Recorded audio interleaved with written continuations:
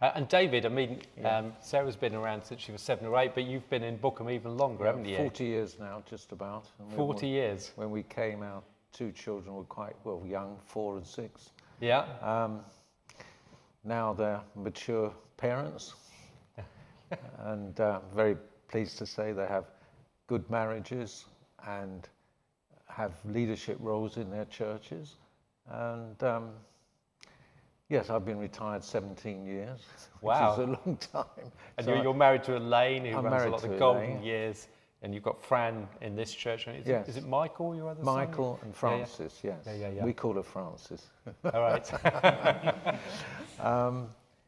Yes, so I go back. I met Elaine in Birmingham at the university.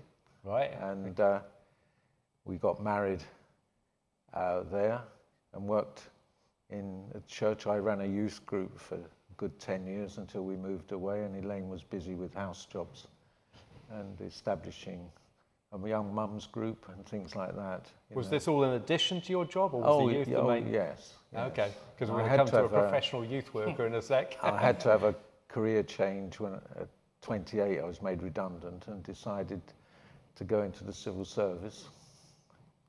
And I didn't realise I'd have to study hard and almost the equivalent of another degree, but got through that and progressed. And when we came down here, I in fact was a teacher for one of our training centres until I moved out into district offices.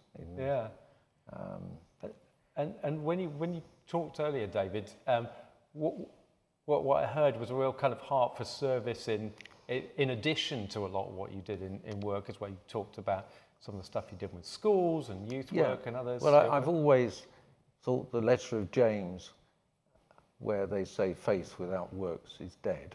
I've always taken that to heart. And in the book of Ephesians, chapter 2, it says we're called to faith, but we're prepared for good works. And so I've always had a number of voluntary jobs that I've taken on. What sort of things have that involved along the years? Oh, well, along the years I've done church governor, not church governor, school governor for some years. I was with the junior church here and treasurer here for some years. You did youth church here as well, I think. Yes, is that that's right. Well, we called it junior church for the youngsters then. And I've worked for the National Trust as a volunteer. I've done mediation service for Surrey Mediators. Which you started doing stuff with U3A as well? Yeah, and the U3A. And currently I've been doing it since I retired, Help Your Neighbour, taking patients to hospital. And wow. That's a regular commitment. Is there anything that kind of, you think about it maybe recently that sort of stands out? You think, well, this provides real satisfaction. I really feel, as you say, from the book of James, etc., that kind of works of service, things that sort of stand out. And you think, no, that brings real satisfaction, and you kind of sense God in there. I drove a lady to Royal Marsden Hospital last week.